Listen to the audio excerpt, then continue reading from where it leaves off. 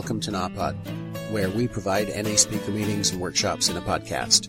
We are an ad-free podcast, and if you enjoy listening, please help us to be self-supporting by visiting napod.xyz, look for the donate link, and drop $1 or $2 in the virtual basket.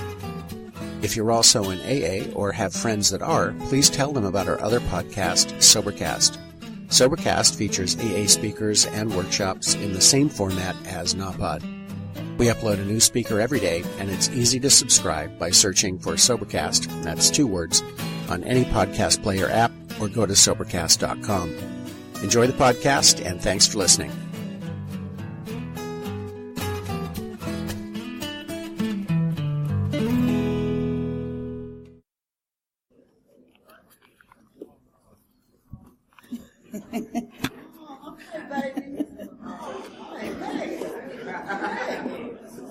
And I get the honor to introduce the speaker, and it is definitely an honor and a privilege. And the addict that's going to share their experience, strength, and hope tonight with us. I met this addict around 2009 in Atlanta at the Little Girls Grow Up Convention, and I just really enjoyed hearing her message. And it was a couple years ago, I wanted her, when we prayed and tried to get her back here. So it's been a couple years, we've been trying to get this addict to come to our convention and carry the message. And for whatever reason, God's reason, will, whatever, we were unable to get her back. But this year, we have her. That's right. And if you listen with an open mind, you will be able to hear a message of hope. And without any more from me, I give you all Gwendolyn Y. from Arlington, Texas.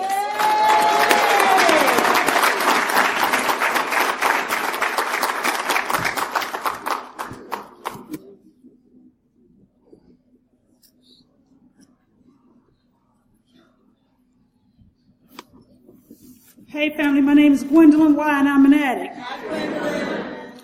Truly, I thank God for Narcotics Anonymous, and I thank Narcotics Anonymous because it's only through working the 12 steps and learning how to apply the principles in my life that I'm actually able to cooperate with the God of my understanding. You know, we're going to have a moment of silence, and I'm going to pray this prayer.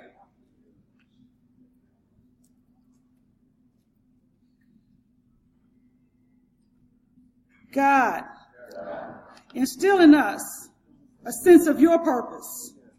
Make us servants of your will, and grant us a bond of selflessness, that this may truly be your work, not ours, in order that no addict anywhere need die from the horrors of addiction.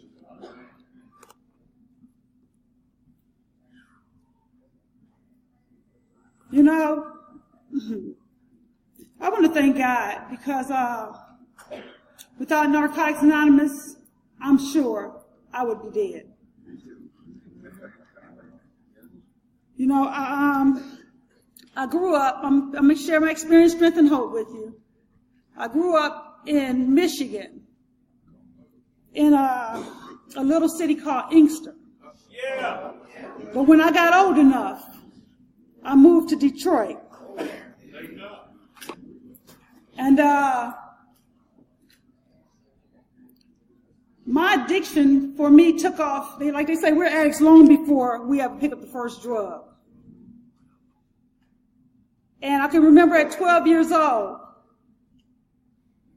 walking away from the God of my understanding.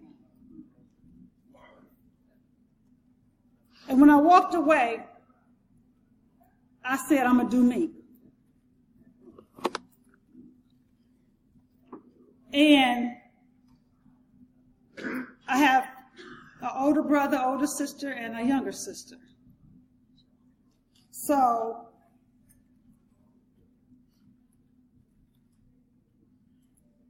when I walked away from the God of my understanding, what I didn't realize is that I had a road ahead of me, but I was on a mission. I can remember my mom asking me to do something or telling me to do something, and I say, Ma, I heard you, not realizing that I really wasn't listening. Because had I been listening, my actions would have showed that I was listening. I would have did something different. And by the grace of God, I have 3 children. But when I picked up the drug of my choice, I went fast, real fast. I can remember my sisters and brothers telling me before I even walked away, they were in the room smoking. And they would say, "Here come the church girl." And laugh, and then tell me sometimes, "Once you come in here and hit this before you go to church." Not knowing soon I would be joining them. Because I didn't want to feel different. And it seemed like my older sister got attention from my mom, my younger sister got attention from my mom, and even though I was with my mom all the time, I was too close for her to really see. So I got away with a whole lot. And I kept the focus on them because I was the one that told everything. I always felt like I was different. And the reason why I started feeling like I was different was because I had my brother, he stayed down south when we moved up north. But somewhere he must have heard that I had a different father or something. I don't know. But when he came home, my sister and I, we were real close, and then her and my brother became close. And there I was. I was lonely a lot of times. I was in isolation all the time. And I didn't mind. But I could, long before I picked up the drugs, chocolate was my addiction. My mom gave me $1. I went and bought 4 Nestle Crunch bars. I didn't want to share them with nobody, so when I got them, I would go in front of the TV and I would eat my chocolate. And every time I got some money, I even sold grit newspapers and came up, shared it with my sister because I didn't tell my mother that I was getting some money, that I was making some money, and there I was.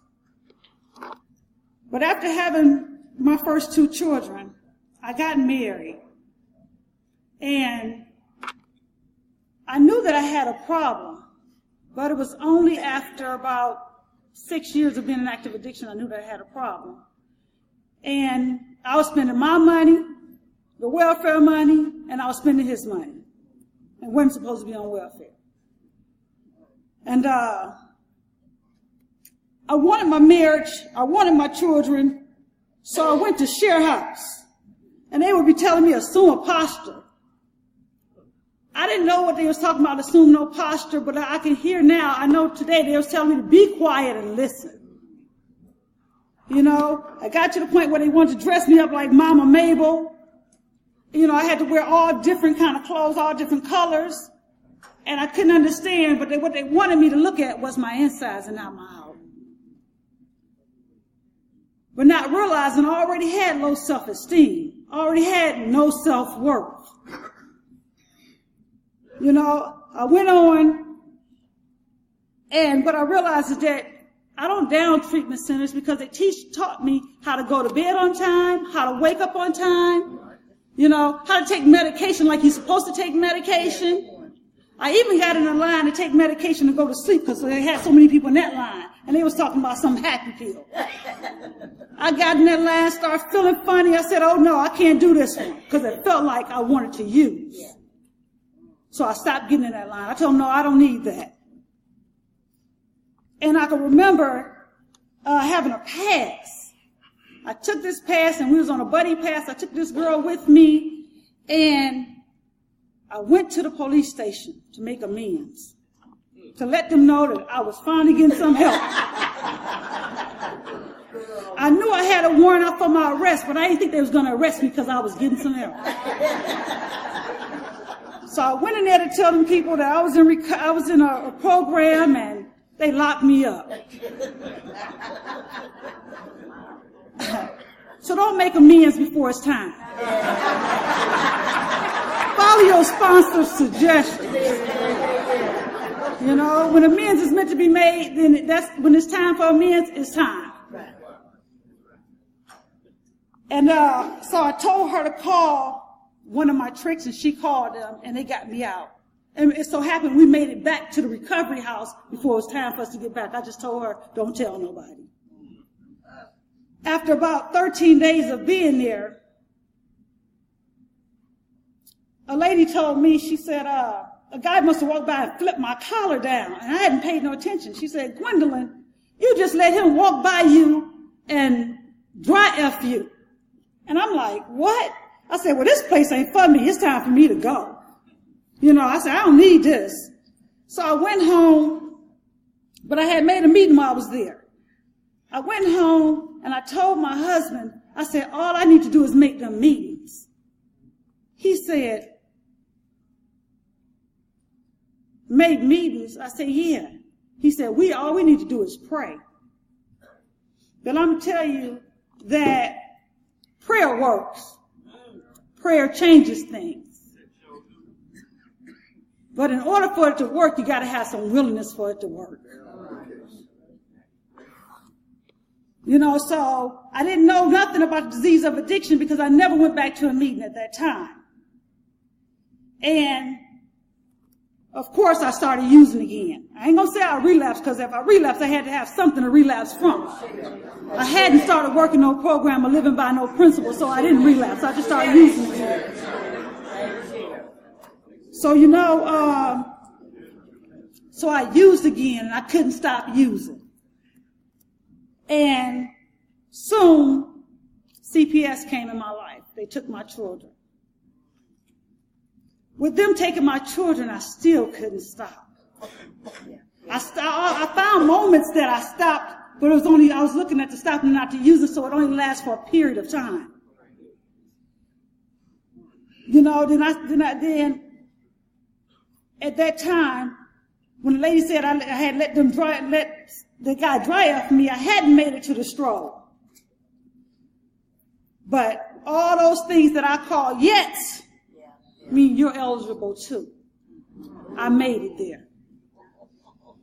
I can remember being in Michigan and on Livernois, and they were saying that girls were coming up missing off of these corners. And I can also tell you that I got in the car with the killer a couple of times. It wasn't even probably 2 days later, because I'm asking, well, what happened to the old girl that was down there, on that corner? What happened to her? Oh, she dead.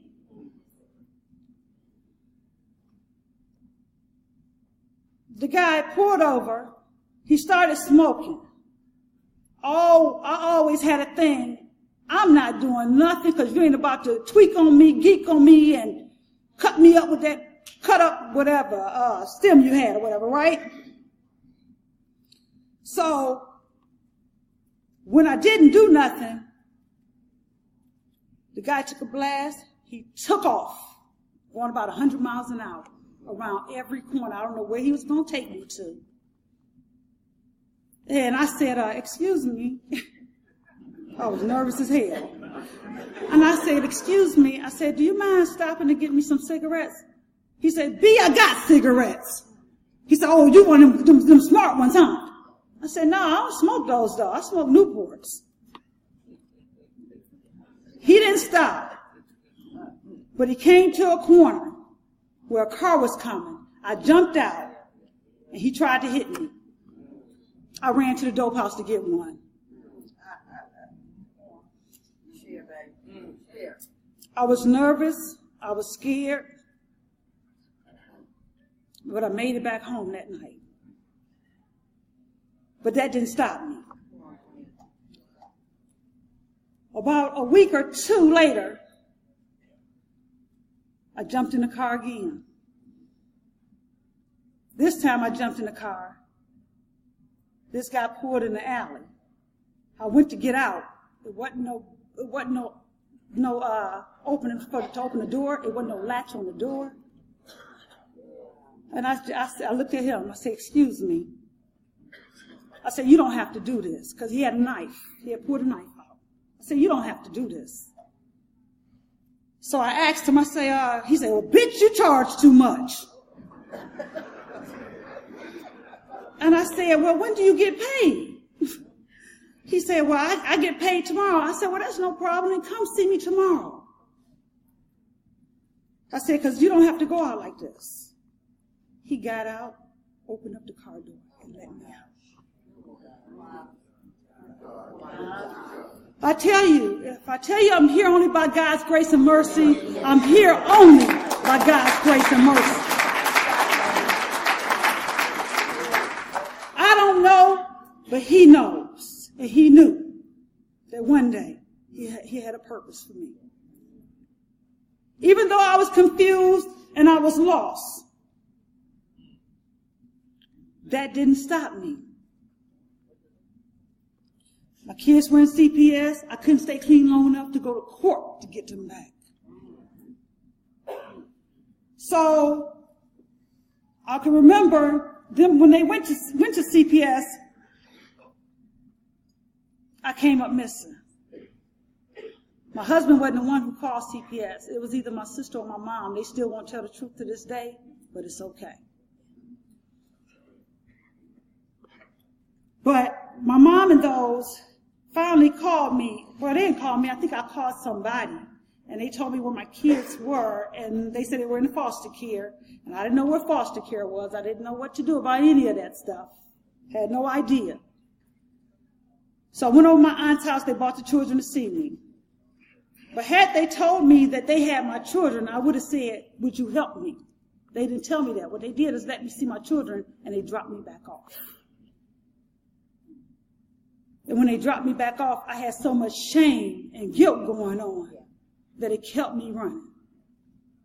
Eventually, I got into a bad relationship.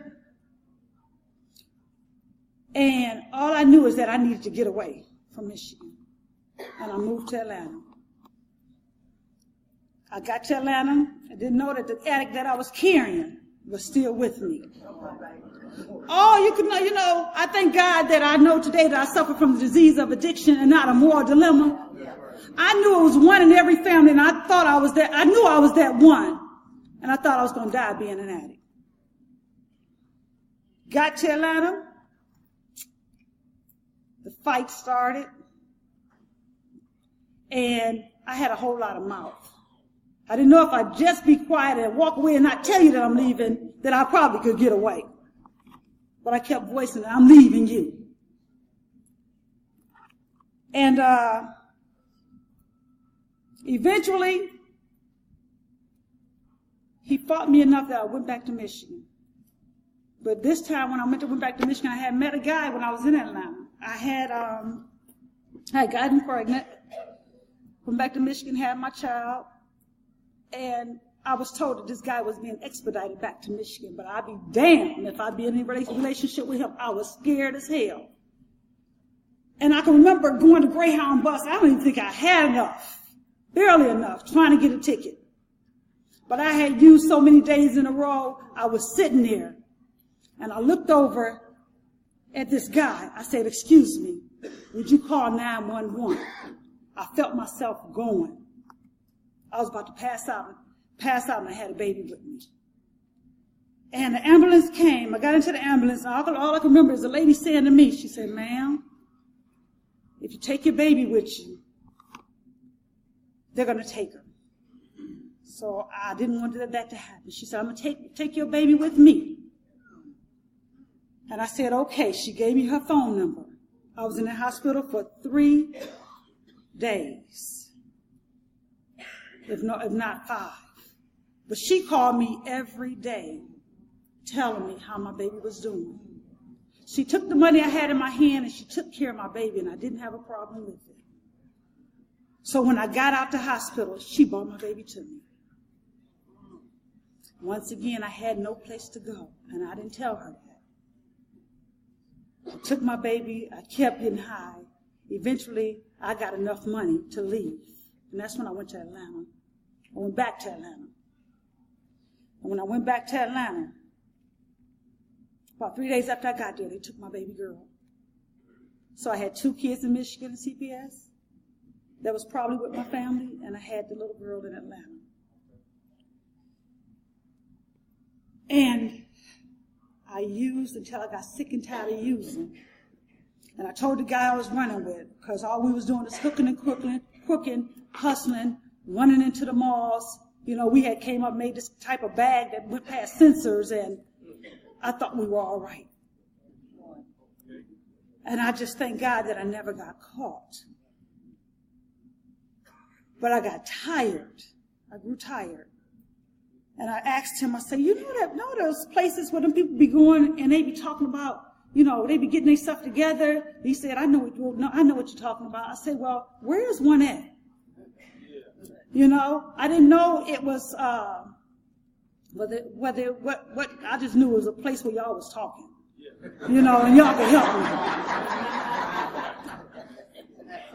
And he took me to this place called My Brothers and Sisters Keeper in Atlanta. I went there. And I thought he was going to come in too, so every day I got a chance, I was calling like, are you coming? Then the manager, she said, you don't need to call him no more.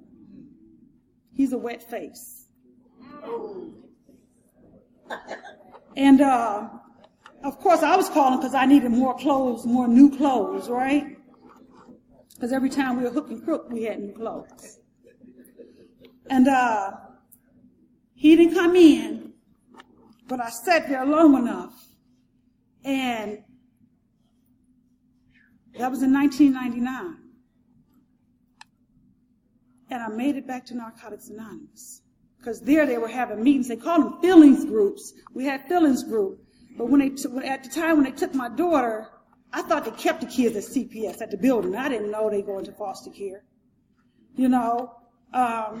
So I had like 15 days clean. My baby was now a year old, but she had got taken at 6 months. And I went in to this place, and I went to court. And I wasn't planning on making court. I was trying to get one more. And this guy said, look, if you don't make it to Clayton County Court, they're going to lock your ass up. And I didn't want to be locked up, so I made it to court. When I got there, I said, Your Honor, I need help. I've been using. And for some reason, they asked me to go take a UA. I'm like, why do y'all want a UA? I just told on myself. Y'all just trying to have some evidence. So I did that, and this was before I went to My Brothers and Sisters Keeper. They dropped me back off there on Goddard Road, back out there. And so when I made it to My Brothers and Sisters Keeper, I was there, and they took me to treatment. They was taking us to treatment every day. We have to get on this van, you know, a house full of 3 girls each, and eventually took me to treatment. And I went, and I looked across the street, and I seen that CPS place. And I asked the lady, I said, can I go over there? She said, sure. I went over there and asked the lady, I forget her name now, but I asked her, I said, hi, ma'am. I said, I would like to know if I could see my baby girl. I said, she'll be a year old next week on 25th of March. I said, and I want to know, can I see her? She was like, hey, who you say you are? I guess I looked a little different because I had gotten some help and gotten cleaned up. And she was like, wow. So she allowed me to see my baby girl on her birthday. And I bought her an outfit, and I had on white, and I took pictures, lots of pictures. But when I seen my baby, I started singing this song that I always sung to her when she was 6 months and before, right? And when I started singing it to her, she just held on to me. I was just glad to know that my baby knew who I was. And she didn't want to let me go. She cried and she screamed when they tried to take her away from me. So with that, I was at a meeting one day. And at this meeting, I looked up and I seen this guy that I knew in active addiction. And I hadn't seen him like in 20 months. But I told him, I said, do you remember me? He said, no, you know. And I said, I got a baby for you. He said, where's she at? I said, she at CPS. I didn't know when he disappeared that he went and got some help. I didn't know that I would ever see him again. So he asked me, can he see her? I said, I don't know. They said I could see her on her birthday, but I don't. No, that was after that. I said they've been letting me see her, but I don't know if they're gonna let you see her. So when he seen her, he said, Gwen, she looked just like my mama. I said, okay. You know what I'm saying? But they still didn't give it back to me. They didn't give it back to me till I had 6 months clean. At 4 months clean, we got into a relationship, and didn't nobody say, they told us not to have relationships, but they didn't say nothing to us. And I thought it was all right.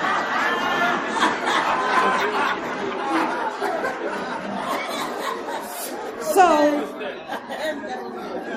I got put out.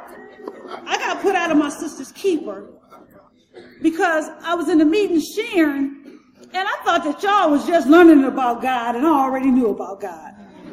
But how many of y'all know that if I knew God, I would have been trusting God. But I wasn't trusting God because I was doing what I wanted to do. And I thank God that he brought me to Narcotics Anonymous, to my brothers and sisters keeper. I sat still long enough to know and watch the winners. Y'all made meetings. Y'all shared. And I had a recovering addict. I had a boyfriend. He was a recovering addict. 20 months clean.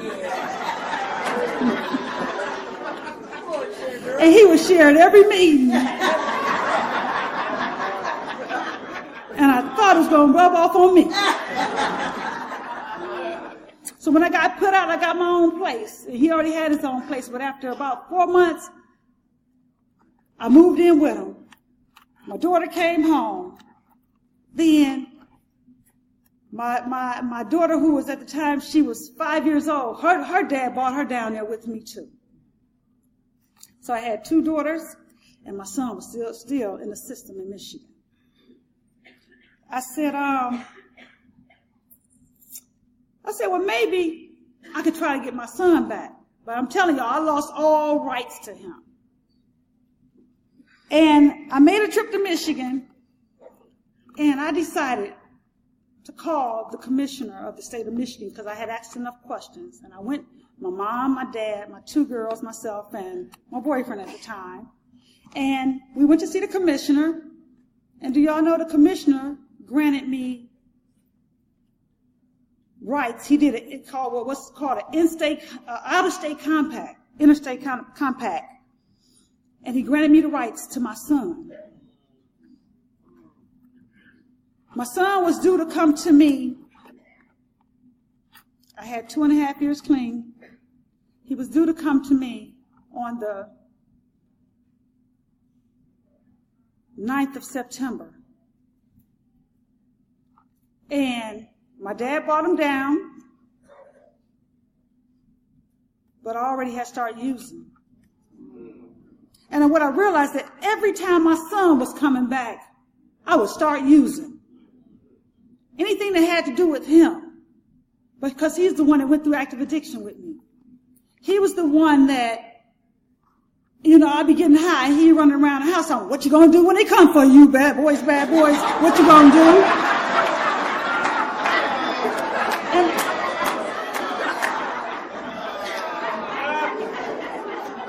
he was off the chain.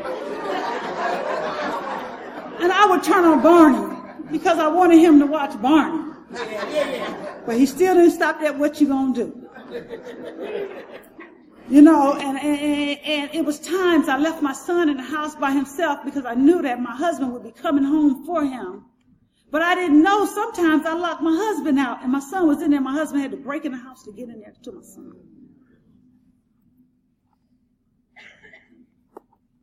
I had so much shame and guilt going on that every time he came home, I would use it. And when he came home, before my dad brought him down, I had used. On September 11th, 2001, I'm sitting there watching TV. We had 3 floors. We had a townhouse, upstairs, downstairs, and all the TVs on. But every time we look at the TV, the same thing was going on. And I would switch the channel, the same thing, but I hadn't realized the same thing was going on. I was like, well, maybe they replaying, doing a lot of replays here, But we got a call from my boyfriend's mom. She said, Dwayne, did you realize, isn't that a shame what happened? He said, what, Ma? She said, what you two's doing?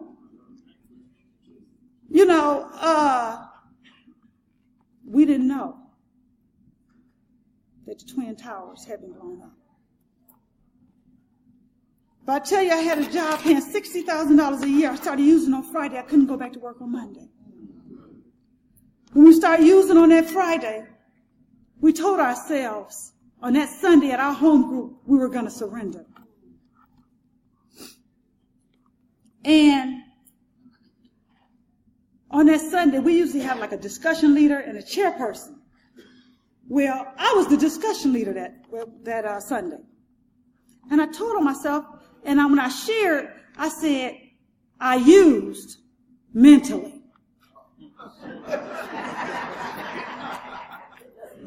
And only one person caught it. He looked at me, but he didn't say anything. And we stayed out there 19 long months. When we started using, we moved. Eventually, we got put out. We got put out, set out. We stayed in the apartment as long as we can until they set our stuff out. But I can remember my dad brought my son down. We were getting high that night. And we were hanging all night long. That morning, he said, Gwen, would you drive? I'm tired. What had happened, I had took a blast, and I said, let's go. And he took off. So as he was driving, he said, he's getting tired. And I was like, you ain't getting tired. I said to myself, he said he was sleepy. I said, I'm sleepy too.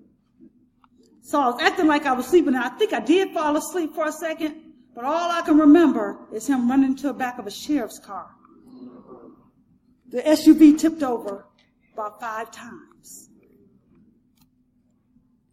And I believe that the police officers thought there were casualties. We didn't get no ticket. We were standing out there looking at them. We only had specks of glass on us. But the windshield was right here when I came to. But we had our seatbelts on. But I need to say, before that, in Atlanta, in active addiction, I got in the car with the killer. This time, I just made some money. I jumped in a car. After I made the money, he said, oh, I'm on my way to cop. I said, okay, cool. He went somewhere over, I don't even know because I didn't know my way around. He went to this place, came back out, and I could remember him going down Westmoreland, down by the prison. And I didn't know where we were going. All I knew that we were going on a dark road, and it just had these big old buildings, and that was the prison there. And I seen something on the side of me about to come out and block me in. I opened up the door, and it stopped. I jumped out. I was on a dark road, one-way street. I ran down the railroad track, and a white guy picked me up. He said, ma'am, he said, what are you doing out here by yourself? And I told him what happened. He said, well, lucky you got away. He said, because they found about 7 bodies just last week down the street. And that didn't stop me. I kept getting high. And eventually, I jumped into another car. And this guy put some date rape drug in my drink. I just knew that anytime I'm drinking, somebody pour you a drink. If you didn't open it, don't drink it. So he would actually bring it to me closed up, and I would open it. At least I thought I was opening it. And evidently it was a little bit every time it was a little bit in there. And when I go to the bathroom and come back, I said, no, I'm straight. I don't want no more. I said, I'm ready to go because I started feeling woozy. But first of all, he had took me to this apartment, and he kept on telling me, I got something for you to see downstairs. I said, oh, no, I don't want to see nothing downstairs. I'm straight. I'm high as a mug, but I'm straight. But we went to his cousin's house, ate dinner, and I don't know if he put something in my food. I don't know. I just know eventually I got to the car, and I passed out in his car. When I came to, we were in a house, and when I walked through this door, this lady looked real strange, and she was just rocking. I said, how you doing, ma'am? And I was still trying to come to, so I went upstairs, and I I was laying down and said, would you bring me some water? He said, sure. And he hadn't had a chance to undress me. I felt him when he was doing it. I said, no, I need some water. He bought me some water. So when he bought me the water, I didn't drink no water. I said, can I use your bathroom? He said, yeah. I went to the bathroom. When I stepped outside the room I was in, because it was all freshly painted, I stepped outside. All I saw was specks of blood all over the walls. I said, so when I came out the bathroom, I just started hustling downstairs. He said, where you going? I said, I'm about to go. He said, B, you ain't going to tell my mama? Bye, bye. I said, nice meeting you, ma'am, bye. He was like, you don't even know where you're going. I said, yes, I do.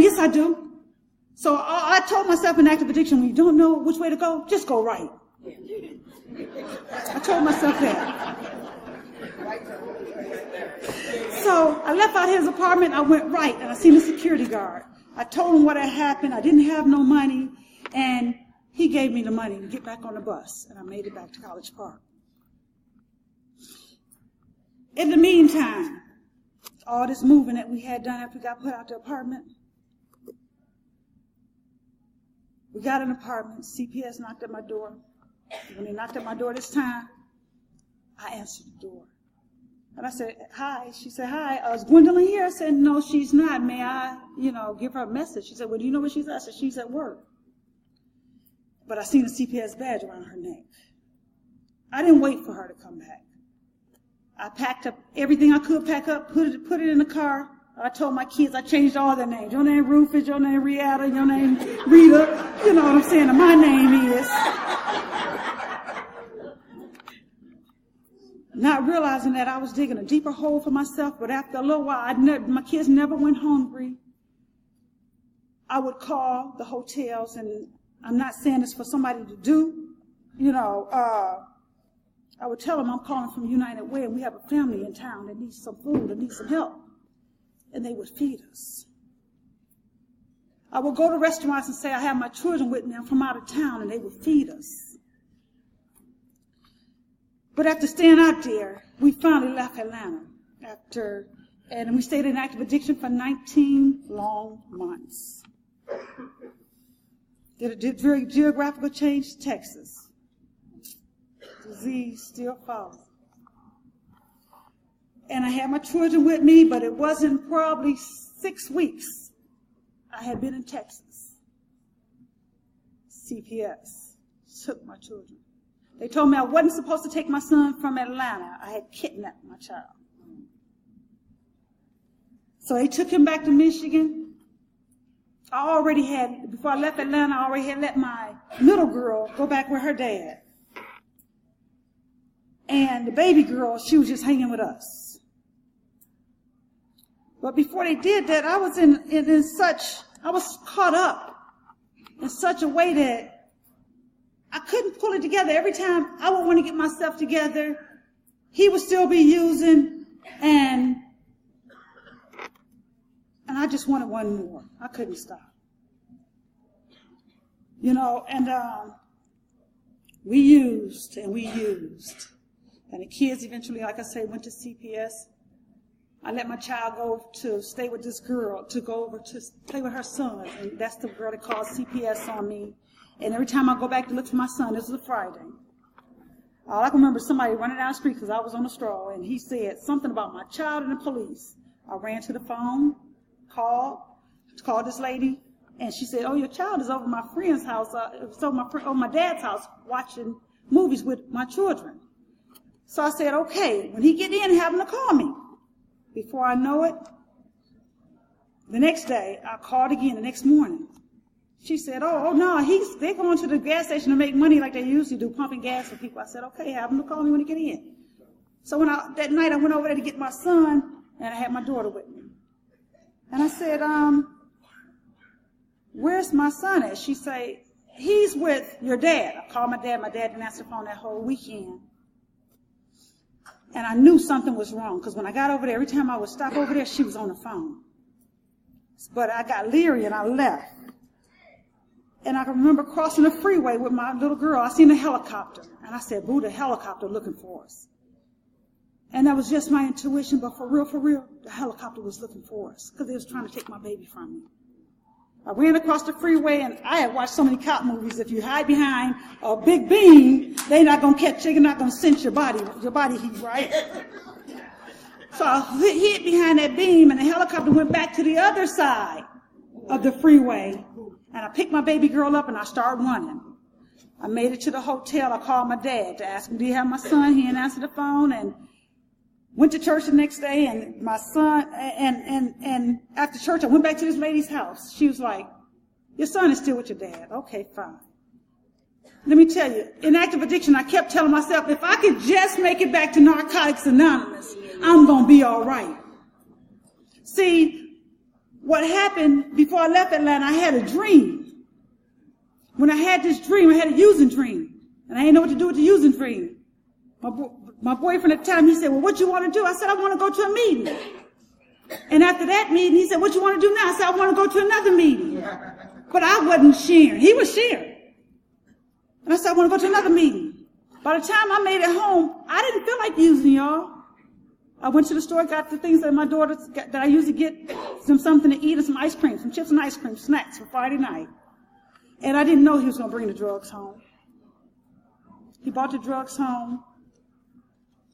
And in Atlanta, in Texas, my children got taken. And I kept telling, like I said, I made it back to Narcotics Anonymous. It was many times we would get into it. I couldn't stand him and he couldn't stand me in active addiction. We would get into it and I would leave and go get some help. Just to leave the place where help was available to go back out there with him. Because he told me he'd never leave me out there. So I said, I can't leave him. But it came a day I said, I'm sick and tired of being tired. And enough. I've had enough. He said, you've had enough? I said, yeah.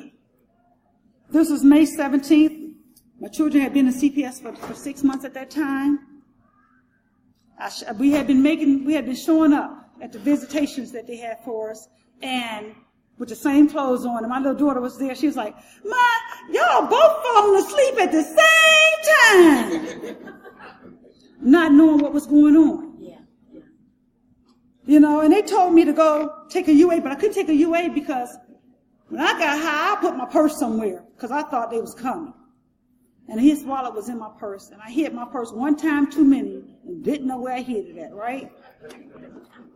So when we got clean, I didn't have no ID. They was telling me to go take UAs, and I didn't go. I went to take them, but they wouldn't go with me, so they never knew whether I was using or not.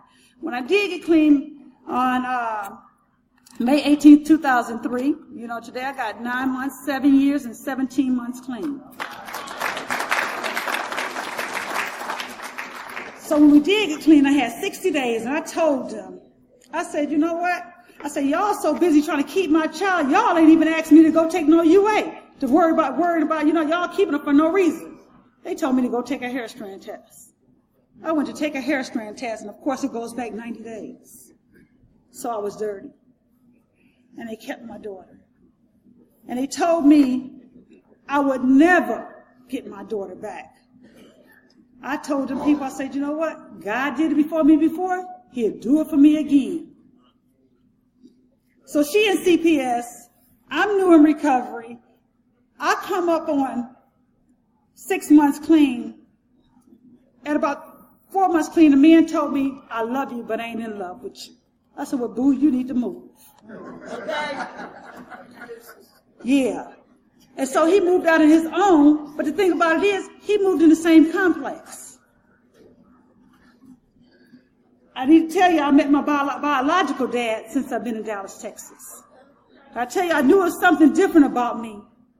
And the only reason why I knew, because I had 2 sisters that I grew up with, but my dad had an outside daughter, and that outside daughter looked just like my 2 sisters. And I kept asking my Mom, do I got a different dad? No, girl, stop asking me that. And so I was pregnant with my son at the time, and she told me, she said, we're going out to Louisiana. You want to go? I said, I sure do. And I went down there, and my mom was upset because I was ready to go to sleep after driving for 9 hours. I laid down, and she said, girl, get off that mattress and wait until I put some covers on there. I'm sitting there, and my mom tells me, She was fussing at me. I said, you know what? I'm tired of you fussing. The only reason why I came down here is to find out who is John D. See, before then, what happened when she put me out at 17, I moved with my stepdad. I told my dad's wife, I said, I'm over here staying with y'all. I don't even know if daddy my real daddy. She told him. And he sat me down when he came home. He told me what happened. He said, go over there and ask your mom who is John D. I went to my mom's house. She said, don't come back over here. I don't want you coming. You can't stay. I said, look, I ain't come over here to stay over your house. So I said, who is John D? She said, B, if you don't get out here, don't you ever come back. All I needed to do was hear that. The way she said it, I knew it was the truth. A couple of years later, she asked me, do I want to go to Louisiana? I went. And when I told them my grandmother and grandfather was right there, I say, all I come down here is to find out who is John D. Wadsworth. She looked at me with such anger, because she was like right here in the kitchen. They were right here in the family room. My grandmother and grandfather turned around and looked at me and started telling me who he was. Told me he was in Texas, that at the time he was a private investigator, probably a police officer. They believe he is a pastor now. So, in my endeavors before I left Atlanta, I was doing this search at the job I was on called TeenNet.com, and I started searching for the Wadsworth, not knowing that soon I would be in Texas, but I started searching, and I found the Wadsworth. I called. The lady told me that she was married to him. She told me to hold on, and she called my uncle and told my uncle everything my grandmother and grandfather told me. And he said, Gloria, that must be my niece. Everything she said is the truth. So when I got to Dallas, I didn't call him right away. I called him maybe 3 months later. He came and picked us up, and he furnished a place, got us a place, furnished a place, and we couldn't keep it because we were still using it. But when I said at the end of the road I was sick and tired of being tired, we were homeless, no place to go. We were staying in Urban Baylor Hospital in the chapel, and we were staying on the picnic table in the back of the church. And my children were in CPS. And like I say, we finally got a place, and he moved out. Went to a convention. I seen him with somebody else. And I was hurt so bad, I had like $1,000 in my pocket. I had just got paid. And when I got paid, when I seen him with this female, I was hurting. I got on a shuttle, and I told them, the shuttle, I said, I need to go. I want to know if you can take me home. He took me to my house. I went to my house. I called 2 addicts in recovery I knew that was using. They didn't co-sign my stuff. I called a female. She was like, girl, no, I don't use this, that, and the other. I called this guy. He said, whatever you do, don't go nowhere. He said, I will call you in the morning. Don't go nowhere. I left out the house. I had just left an anniversary, a convention. And I was walking down the street. I had on all black. I just wanted to get hit by a car. I wanted to end it. But who pulls up behind me but an urban police officer? He says, ma'am, what's wrong? He said, can I check your purse? Do you have anything here that's going to stick me and all this other stuff? He ran down and said, no, sir. He checked. He said, no, I don't think you're on drugs. You got all this money in here. He said, what are you trying to do? I said, I'm trying to make it back to the Sterling Hotel, to Narcotics Anonymous. He took me back to the 12-step meeting. I stayed there, and that's the only reason why I didn't use. It was a God intervention. And on my way back, God's Spirit has spoke to me and said, I want you to be consumed in me like you consumed in him. I said, God, I surrender everything. I no longer ran behind him, because what he told me is that we need to separate, and maybe one day we'll get back together. I got a sponsor, started working some steps, and I'm working the steps trying to go real fast, right? Because I heard what he said, but I still told myself that once I finish working 12 steps, we're going to get married. I was working the steps with this sponsor, and I told her, I said, I asked her what step was she on. She said, I was on step 10. She said, I'm on step 10. I said, well, I know you're always talking to me. What's your sponsor? I knew her sponsor. I said, what's her number? I guess she gave me her number. I called her sponsor. She was on step 10. I knew then that she had been working the steps with me as I was sponsoring her. Because I can remember being on my 4th step, and she said, wow, I need to go back and take a look at my step work. Because all I knew is that I needed to be honest so I can get better. You know, so I told her, I said, you know, at this point, I said, I love you. I would like to keep you as part of my network. If a sponsor is not working for you, your life is at stake. Your recovery is your responsibility. Get another sponsor. I got another sponsor, and this sponsor started working with me. And I would be working the steps, and in between the steps, she would say, now, we're going to take 30 days. Practice the principles of that step. What I want you to do is journal within them 30 days when you're being honest with yourself and when you're not being honest with yourself. When you're being open-minded, when you're not being open-minded. You know, honesty is the main spiritual principle of step 1. And I started doing that, and I started feeling better about me. And I was working the steps, and eventually I moved from those apartments, moved to some more apartments. And what happened? The man moved from those apartments, moved to the same apartments I was in. And my daughter eventually came home, but before then, when I moved into that new apartment, I got all new furniture. I even furnished my girls' bedroom. CPS said they would never come home. The dad was like, I'll never bring them down there. And I just thought it was out of the question for my son to come to Texas. But I still had hope. I furnished my apartment every night. I would go to bed, say, good night, precious and princess. And I would go to bed. They weren't even at home, but I would say that. Eventually, one by one, they started coming home. After they started coming home, I eventually called my sister because she had my son. And about 18 months later, all 3 of my children were with me. But what I had noticed that this time I had surrendered wholeheartedly to the program of Narcotics Anonymous. I committed myself to doing this thing the Narcotics Anonymous way. Because I can remember running off back to church, getting dipped, getting sprinkled, praising God, trying to shout it out, just thought if I just do this, I'm going to get it right. I could get that feeling back in me, and it's going to work for me like it did for the first 6 months after the Spirit, when I first got filled with the Spirit. Not knowing that it was the disease of addiction. And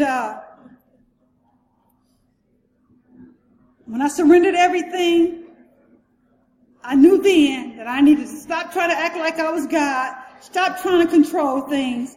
And as I studied the literature, and because we got a basic text, and the text is meant to be studied. And the word program is a plan or procedure. And so the program Narcotics Anonymous is a plan or procedure for my life. I started living this new way of life.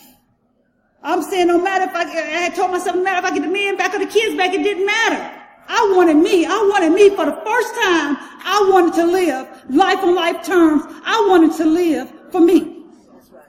So when the kids came back, I had me. Because I knew the kids wouldn't be no good if I didn't get me first. And they came home, and I can remember not knowing how to, not so much tame them, but they would go to school and do stuff, and I would find myself whooping my children, and I was tired as hell trying to whoop them, you know. And I said, dang, how did my mom do it? She had 4 of us. So I would call my sponsor because I would feel real bad after I whooped them. And she'd say, Gwen, she said, have you tried talking to them? I said, no. She said, I ain't talking about yelling at them, I'm talking to them. So I said, wow. So I started talking to them. They started listening sometimes. But I stopped whooping them as much, and I found a way I could tap their hands for something that they did. Instead of trying to, thinking that they need to feel it in order to get it right. And eventually my son came home, and within the first 3 years, I got to know me through working the steps. I admitted I was powerless over the disease of addiction and that my life was unmanageable. Every time I picked up, my life became unmanageable. And I had to realize that the disease is going to throw me a thought, but just because it throws me a thought don't mean I got to act out on it. I read the literature and know that I need to deal with my obsession. I need to learn about the disease of addiction, and I got with that concept. What does the disease mean to me? And I got with the fact that I obsessed in anything that made me feel good. So, but when I got with the obsession in active addiction, every time I would obsess, I would impulsively act and be stuck in the compulsion. This time, when I start obsessing, I'll call my sponsor. I'm thinking such and such. And she was giving me answers, giving me things to do and making suggestions to me. And I was following what she was saying. I said, wow, this really works. And everything she was telling me was working for me. For the first time, I stopped listening to me and started listening to somebody else. I started trusting somebody other than myself. When I got here, I didn't trust myself. I didn't trust nobody. I pretty much judged everybody in the room. So I was looking at them when I first got here because I weighed like probably 90 pounds, 95 pounds. And I'm like looking at them saying, and talking to him, talking about character assassinating the women in the room. And he started asking me, why are you character assassinating them? I said, is that what I'm doing? And I didn't know. But I wanted to get better. So I started coming to the meetings, looking at the women around the room, saying, I love you, I love you, I love you, I love you, I love you. And I got better. But I was character assassinating because I didn't want him looking at me. And eventually, I pulled myself together, and when I got to step 2, I came to believe. I got here. I came to the fog beginning to lift. I came to believe and trust the process that this program will work for me like it worked for y'all. All the literature was ringing true to me. I look back at the evidence, all the things that my God had brought me through. He had brought me to a point that, no doubt, he had been with me. That's right. But the thing about it was, I didn't trust the women in the program when I first got here, and that's why I ended up using it, because I was on the edge. I was in a sea of isolation, but just got in and stayed on the edge. And I fell off. When I fell off, I promised myself, when I made it back to Narcotics Anonymous, I'm getting in the middle of this thing. I got with the women. I started knowing the women. I started hanging out with the women. I started going to different conventions in different states. I started doing things different. And then when I realized the working the steps and learning how to love me, that I was the prize. Why the heck am I chasing him? You know, I started feeling real good about me. And so I started going out. You know, I started going out. And I had just started going out. I had been dating this guy I met. He was the supervisor that was training at my job. And every time he come in town, then I made up my mind. I said, you know what? When he came to town, I said, don't call me no more. I said, because I ain't going to be your booty call. And so I stopped that. And about 3 months later, the guy I had been hanging around with, he asked me to marry him. And when he asked me to marry him, I just said yes. You know, he said, okay, but we need to talk. Before then, he said, we need to talk. I said, okay. He said, well, I need to tell you within the past 3 years, I've been with 5 different women. I said, okay. He said, what about you? I said, what about me? I tell my sponsor everything. I don't need to tell you nothing. You know? And he said, oh, well, I see you ain't ready. So I left his apartment feeling real bad because I said, dang, I'll be damned if I don't. I'll be damned if I do. If I tell the truth, he might leave. If I don't tell the truth, you're leaving for sure. You know what I'm saying? So I can remember when I would ask him questions. He was like, because we're not together, that's none of your business. And I said, you know what? Every time he asks me something, I go into details about what I've done, where I've been, and all of this stuff, right? So he started asking me questions. I say, excuse me, that's none of your business. I felt so good for the first time I spoke up for myself. So when it came to the point when he asked me when he said we needed to talk, and I told him that I talked to my sponsor, I said, you know what, he's going to bring this up again. So when he brought it up again, it was the next day. He was over to fix some dinner for my daughter. I think I was sick, but he was over there. He brought it up. I said, yeah, I've been going out with this guy. And for the second time, I was honest with him, and that felt so good. I said, wow, I'm really doing this thing. You know, eventually I moved out of my apartment because my lease was up. I moved with him and my kids were there with me, and I was about to move into a duplex. He said, well, I'm coming too. And that was after he asked me to marry him. I said, okay, you already know me, so we ain't about to do nothing until we get married. I want to say I stayed celibate for like 2 years, but in between time we fell short like 3 times, sleeping in the same bed. I can remember him trying to touch me, and I'm like, Jesus, Jesus, Jesus, in the middle of the night in my sleep. So when we finally got married, he would try to touch me. I'd be like, Jesus, Jesus. I said, oh, Lord, help me. You know what I'm saying? Because we had gotten married, but it was okay. And so we got married, and I didn't ask my sponsor, should I? I told my sponsor everything else, but when I called her, I said, sponsor, I'm engaged. We're going to get married. So she was happy for me, of course. But had I asked the question, well, sponsor, what do you think? I mean, she would have ran down some stuff to me, right? But, I love my sponsor for her honesty. So I got married, and eventually, after having 3 years clean, how about CPS asked me to come tell my story in front of all the regional directors. I went to tell my story. About 2 months later, they said, we need for you to facilitate Parents Empowering Parents for us. Okay. So I became the facilitator for Parents Empowering Parents in Dallas and Fort Worth, the Region 3, the second biggest region in Texas. After I got married, my husband joined me, and he started doing the Father Initiative.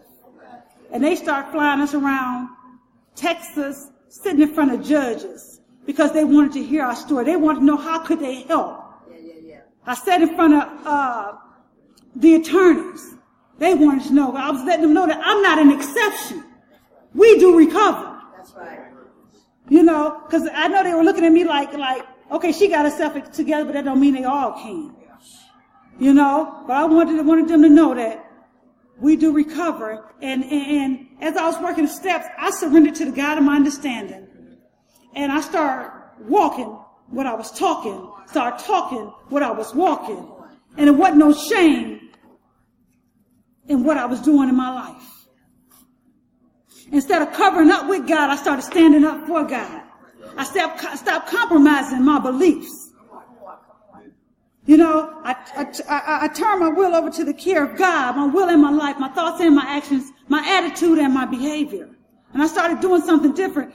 God increased my faith. And I could see, I worked at this job for 7 years. And the 7th year, the 7th day, they told me,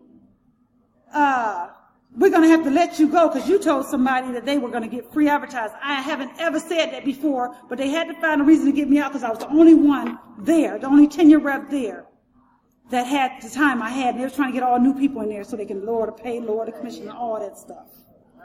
And they let me go. But for that last year, I had been saying, God, okay, something is going on. What is it that you want me to do? So even still today, I'm still doing Parents Empowering Parents. They chose me and my husband last year to be the National Birth Parents Advisory Committee for the state of Texas.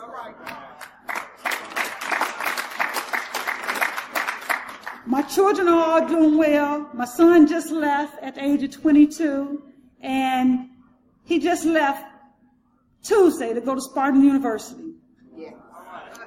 My 18-year-old daughter, she's going to Tarrant County Community College. And my youngest daughter, she's a freshman in high school. I encourage them to do things that I never did. My son went, he had an apartment. So when he left, I let my 18-year-old daughter move there. Because I could see that she was about to go down the road of destruction. When she got 18, I got her a car so she could make it back and forth to school. But about 3 weeks after, she decided to move out. And I didn't want her to go down that road. She was not getting high, but she got the behavior of, I need to be accepted. So her and her boyfriend is living there. They're paying the rent. She's going to school. She has a job. And I just want to thank God because today I'm able to live life on life terms. I surrendered to the program of Narcotics Anonymous, and it's all about selfless service. It's all about me giving back what was so freely given to me. It's all about When I got to that fourth step, I surrendered everything. I had the courage to write down everything. I seen I couldn't do the blame game no more. I didn't blame people, places, and things for the mess I had made of my life. That fifth step freed me like never before. I didn't know I never had compassion in me before, because I see my little kids and I say, sit your butt down. And I mean sit down. When they hurt themselves, I say, didn't I tell you to sit down? And if you did this, you wouldn't have done that. This wouldn't have happened to you. But I realized that my husband started saying, you know what? You need to ask them, say to them, ask them how they're doing first. So that I learned how to have compassion. The program is about learning and developing. I'm learning and I'm developing. I realized that I had to come here like a little child and I had to grow up all over again. You see what I'm saying? When I didn't listen, I learned how to listen. When I didn't sit still, I learned how to sit still. For at least that hour. I didn't have to run outside and smoke. Eventually, I stopped smoking. Eventually, I stopped smoking 2005, 2006, I smoked Black and Mild 2005 I stopped smoking. 2006 I started smoking Black and Mild. I stopped smoking, and so much mess was going on the job, I thought I needed to go down there on a ramp, because that's where all the talk was, what was going on. I knew something was going on, but I didn't know what. And I started hanging out, and I'm asking this girl, my supervisor, can I light your cigarette for you? I started lighting a cigarette for her, right? And then eventually I went to her, I said, can I get a cigarette? She gave me a cigarette. And I smoked half of that cigarette. I coughed for 4 long months. And God said, when I remove something, I remove it. For the first time, I said, okay, God, I made a vow to God, and I'm not going to take it back. I had been telling my husband since we got married, since we moved together in 2006, that I said, God got a message. God got something for you to do. He's got a call in your life. He didn't step up. In 2009, after I left my little girl grows up convention, he spoke to me and said, I got a call in your life. I told my husband, I said, I'm about to go to ministry school. He said, I'm going too. We did ministry school. We graduated 2011. We're in our 2nd year of ministry. And God is doing a new thing. But I can remember riding to work, and I'm looking at all the trees. I say, God, I see you're going to enlarge my territory. And he has been doing just that. I'm not going to say I ain't had no ups and downs. We tell the newcomer easy does it. We tell you easy does it. We don't tell you it's going to be easy, but easy does it. Yes. Work on staying in just for the day. Just for the day you never have to use again. That's right. No matter what. Get a sponsor, call your sponsor. Work the steps. Learn to apply the principles of the steps in your life. The program works if you work it. Please, no matter what, keep coming back. Meet makers make it. We tell you, do the right thing for the right reason, because that's proper service. Doing the right thing for the right reason.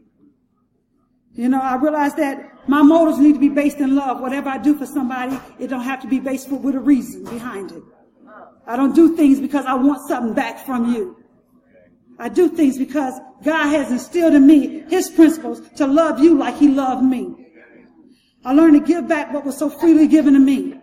I have sponsors, I have sponsees. I have an NA sponsor, I have an NA sponsor, I have an NA sponsor. And I'm truly grateful for the 12-step program of Narcotics Anonymous, because Narcotics Anonymous saved my life. It ain't nothing like having a new way to live. They say our message is that an addict, any addict, can stop using drugs, lose the desire to use, and find a new way to live. Our message is the message of hope and a promise to freedom. I want to once again say congratulations on your 24th annual Columbus, Ohio area convention of Narcotics Anonymous. My name is Gwendolyn White. Thanks for allowing me to speak.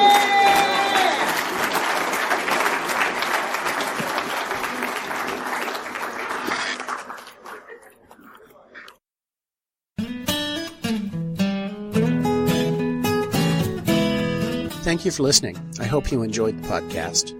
Please help us improve our ranking so others can find us by putting a review on Stitcher, iTunes, or your favorite podcast index. Napod is ad-free thanks to the folks supporting the show with $1 or more per month. If you enjoy listening, you can join them by going to napod.xyz and looking for the donate link. Thank you for listening. Have a great day.